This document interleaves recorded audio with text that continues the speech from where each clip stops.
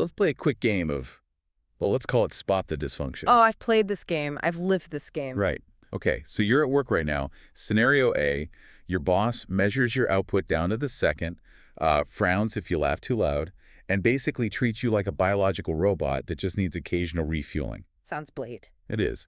But then there's scenario B. The boss buys everyone pizza, asks how your weekend was, calls the team a quote-unquote family, but somehow, despite all those warm fuzzies, you have absolutely zero say in how the actual work gets done. Ah, the illusion of caring. And then I'm guessing there's a scenario C. Exactly. Scenario C is where the boss realizes you might actually know more about your day-to-day job than they do, throws the old rule book out the window, and asks you to redesign the workflow. That is the dream for most people. It really is. But here's the thing about those scenarios. They aren't just random management styles that your boss pulled out of thin air. They are literal ghosts of history that are haunting your office. Yeah, you're looking at distinct historical eras of management theory there. Which brings us to our mission for today. We are taking a deep dive into organizational communication, specifically the approaches and processes outlined by Catherine Miller. Yeah. And we're not just doing a dry history lesson here. We want to hand you some diagnostic tools. Because if you look closely, most modern workplaces are this messy Frankenstein monster of all three of those approaches sewn together. Right. You've got 19th century factory logic running your payroll department, you've got 1950s psychology running HR, and then maybe 21st century team theory trying to hold product development together. It's corporate schizophrenia. So we're going to trace how we actually got here, how we went from shut up and work to let's be friends to please help us innovate. And we'll look at why, despite all our modern talk about empowerment, so many of us still feel like cogs in a machine. And we really have to start right there with the machine metaphor. That is the foundational bedrock of organizational communication. And, to be fair to it, it didn't start out as a malicious way to be cruel to workers. It started as a desperate attempt to fix utter chaos. We're talking about the classical approach here. Think late 1800s, early 1900s. The Industrial Revolution is just roaring. Factories are springing up everywhere. Yeah, but no one really knows how to run them efficiently. It's the Wild West. You've got massive scale, but zero standard operating procedures. Enter the engineers. The big theorists here are Henri Fayol, Max Weber, and Frederick Taylor. And they had different specific focus areas, but they all basically agreed on one fundamental assumption: an organization is a machine. And what does a machine need to be? Predictable, efficient, and its parts need to be specialized and, crucially, replaceable. Exactly. If a gear breaks, you swap it out. If a worker breaks well, there's a long line of people outside the factory gates looking for a wage. Let's look at Fayol first. He was looking at things from the top down, focusing on management structure. He gave us something called the scalar chain, Which is really just a fancy academic term for a strict vertical hierarchy. Information only flows down. Orders flow down. You absolutely do not jump the chain of command. If you're a line worker on the floor, you don't go knock on the CEO's door. You talk to your foreman. who talks to the floor manager, who talks to the regional manager, and so on. But Fayol wasn't entirely blind to how slow that could be, right? He had an exception. He did. It was called Fayol's Bridge, or the gangplank. He realized that if you have to send a message up 5 levels of management and then down 5 levels just to tell the guy across the hall that your machine is out of coal, the whole factory grinds to a halt. So the gangplank allowed horizontal communication. You could actually talk to your peer. Yes, but, and this is the ultimate control freak caveat, you could only use that bridge if your boss authorized it beforehand. Wow. It's the illusion of flexibility. Because Fayol's overarching rule was the subordination of individual interest to general interest, the organization comes first. Always. The machine matters more than the gear. Which leads us perfectly to Max Weber. Now, if you say the word bureaucracy today, everyone cringes. It just conjures up images of the DMV, endless red tape, soul-crushing forms in triplicate. Oh, absolutely. But Weber actually pitched bureaucracy as a utopian ideal. Which is wild to think about. It is, but you have to look at what he was reacting to. Before Weber's model, organizations ran on pure nepotism and whimsy. You had what he called traditional authority, where the boss is the boss just because his dad owned the place. Or charismatic authority, where the boss is in charge because he's incredibly charming, or terrifying, or both. Right.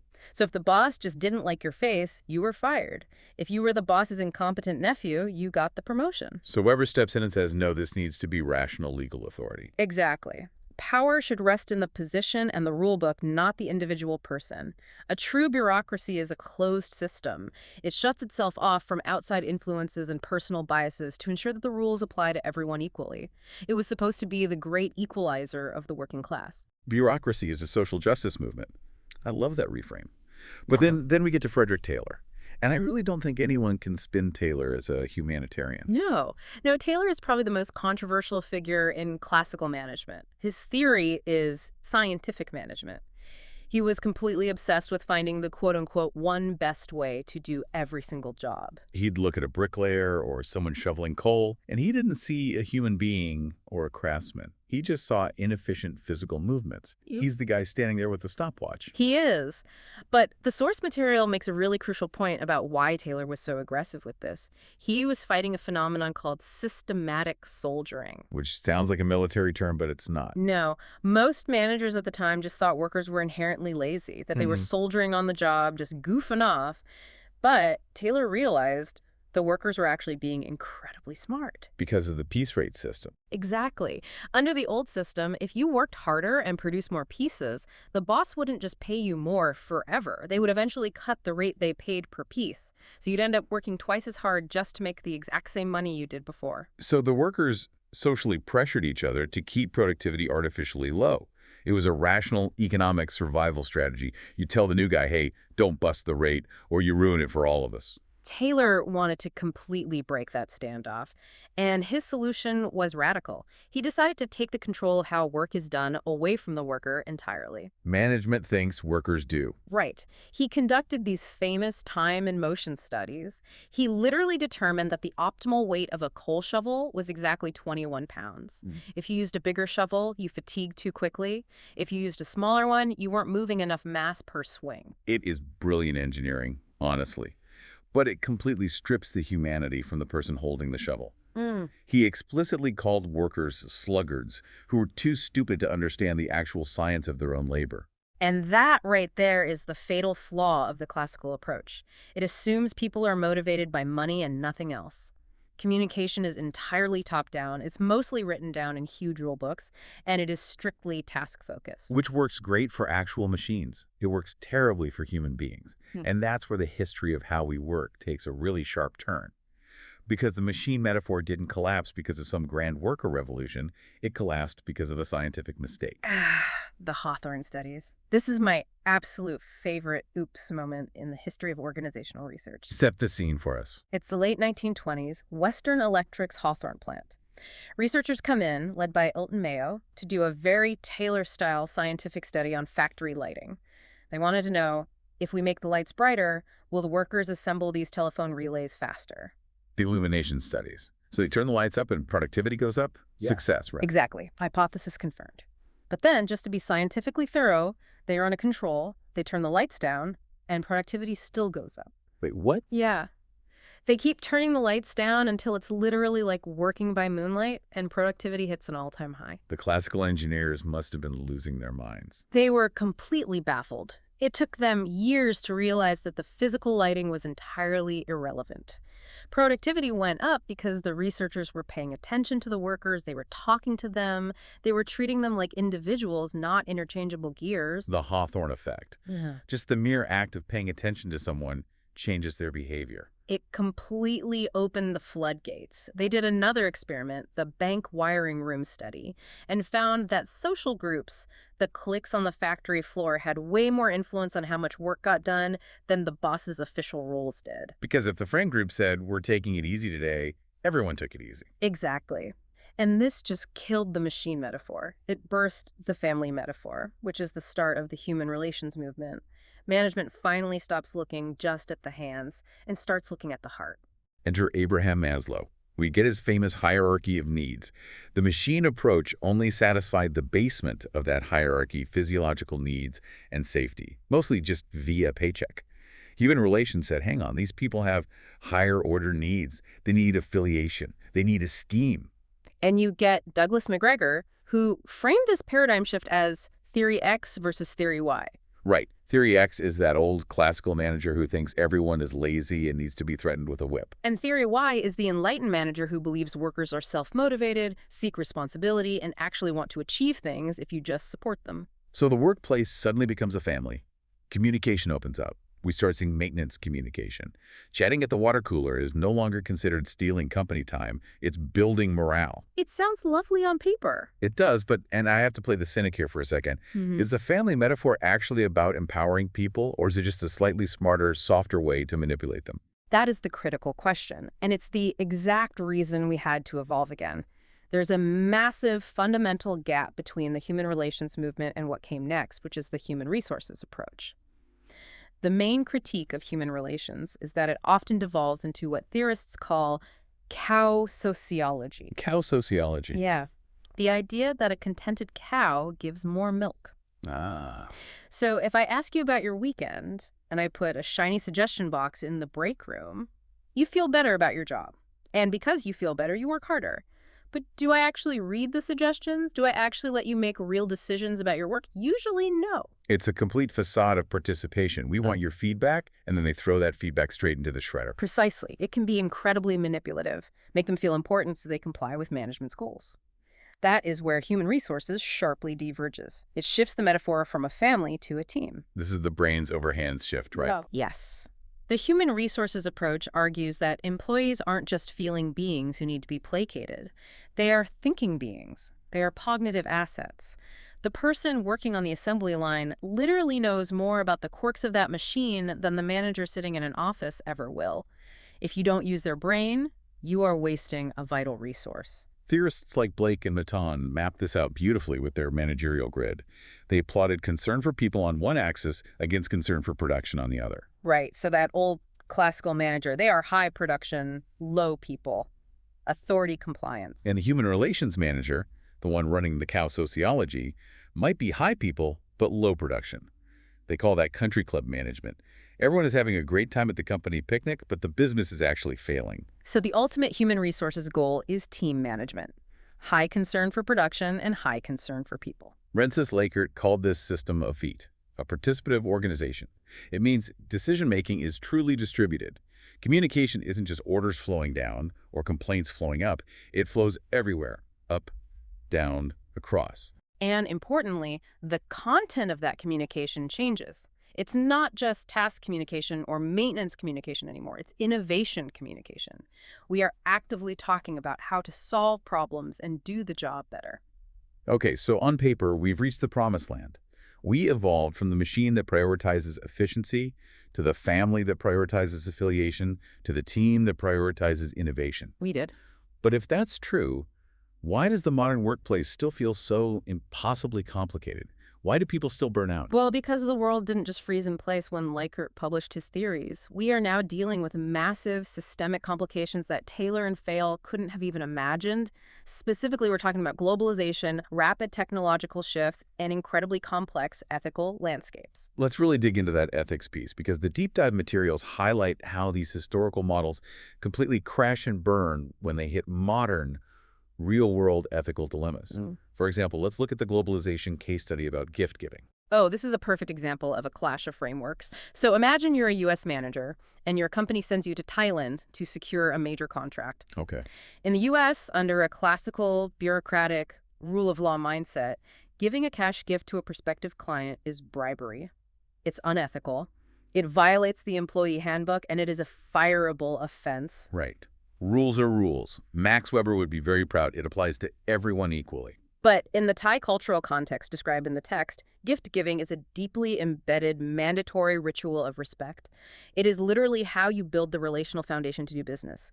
If you refuse to accept a gift or you refuse to give one, you aren't being ethical by their standards. You're being incredibly insulting. You're destroying the partnership before it begins. So the classical approach completely fails here because it's too rigid. It cannot account for context. One universal rule doesn't work globally. Exactly. This represents a fundamental shift in alternative approaches to making ethical decisions. A true human resources or cultural approach would say, wait, we need to understand the underlying values at play here. Is the intent of the gift to corrupt the decision maker, or is the intent to demonstrate mutual respect and long-term commitment? The decision-making process has to be way more nuanced than just pointing to page 45 of the corporate handbook. It does, but that level of nuance is terrifying for large corporations. They love page 45 because it's predictable. Right. And then you throw technology into the mix and it gets even messier. The text brings up this fascinating ethical dilemma regarding anonymity in digital communication. It is the ultimate double-edged sword for organizational communication. Explain that. Well, on one hand, from a human resources perspective, anonymity is an incredible tool. Say you have a brilliant but incredibly shy engineer who is just terrified of public speaking. An anonymous corporate chat room or a digital suggestion system allows them to contribute their ideas without the social anxiety. It democratizes the brain power of the organization. But from a classical management perspective, Yeah. how do you enforce rules? Who do I punish if someone says something awful? That's exactly the dark side. Anonymity completely strips away accountability. The text points out that it frequently leads to flaming, cyberbullying, and unethical behavior simply because the normal social constraints are removed. Because in a physical office space, the whole family model, the social pressure of having to look your coworkers in the eye keeps you polite. In an anonymous digital void, that pressure just vanishes. So technology can actually cause an organization to regress. It can destroy the team vibe and turn everyone into isolated, hostile actors, which makes defining an ethical organization incredibly difficult today. Which brings up the Google case study. Their famous original motto was, "Don't be evil." Right, which they eventually restructured away from, but it was their absolute North Star for years. And it's a fascinating example of a cultural and human resources blend when it comes to ethics. Because "don't be evil" is not a bureaucratic rule. No, it doesn't strictly define what evil is. It relies entirely on the shared cultural values of the employees to interpret it in real time. It fundamentally trusts the team to make the right call on complex ethical dilemmas. It's striving for a double bottom line. We want fiscal results, obviously, but we also demand a positive impact on humanity. But, as we've seen in the tech industry, evil is highly subjective. One engineer's brilliant data optimization is another engineer's horrific privacy violation. And that right there is the constant struggle of the modern organization. You can't just mandate ethics from the top down like a classical machine, and you can't just hope everyone plays nice like a human relations family. You have to actively build a culture where ethical decision-making is an ongoing, transparent conversation. So, bringing this all back to you, the listener, you're sitting at your desk or maybe commuting right now. How do you actually use this information? You use it to diagnose the disconnect in your own workplace. If you are deeply frustrated at work, it is almost always because you and your organization are operating on completely different metaphors. Like you're trying to have a human resources conversation. You say, "Hey, I have a great idea to fix the shipping route." And your boss responds with a classical answer. "That's not in your job description. Get back to your station." Exactly. Or you're looking for a human relations connection. You go to HR and say, "I am incredibly burnt out. I need support." And the organization gives you a machine response. "Here is the web link to the automated EAP form. Please submit it by Friday." It explains so much of the daily friction we feel. We're literally speaking different historical languages. And if you happen to be a leader listening to this, you have to realize that you can't just pick one approach and ignore the rest. You absolutely need the predictable efficiency of the machine for things like payroll and compliance. You need the warmth and affiliation of the family to build culture and retention. And you need the distributed innovation of the team to actually compete in the market. The real trick of management is knowing which tool to use when. I love that. But I want to leave everyone with a thought that's been nagging me the entire time I was reading this material. We talk about this history as a straight line of progress. Machine to family to team. Up and to the right, constantly getting better and more human. But look at the modern gig economy. Look at rideshare drivers. Look at giant warehouse workers managed by literal algorithms. Oh, that's a haunting thought. Right. The app tells you exactly where to go. The app sets your hourly price dynamically. The app fires you automatically if your customer rating drops below a certain decimal point. Right. You have absolutely zero human relations with a boss because there is no boss. It's just code. And you certainly aren't being asked for your human resources input on how to optimize the routing algorithm. Are we drifting backward? That's the question. Are we entering a neoclassical age where advanced technology finally allows companies to treat people like replaceable cogs with a level of efficiency that Frederick Taylor couldn't have even dreamed of? That's exactly it. The machine metaphor is getting a massive software update, And it really doesn't look like they install a gangplank this time. We might be building the ultimate bureaucracy, but this time it's made of code instead of paper. Something to chew on the next time you blindly rate a service worker 5 stars. Identify your metaphor, everyone. It is the only way to navigate the system without losing your mind. Thanks for taking this deep dive with us. Always a pleasure.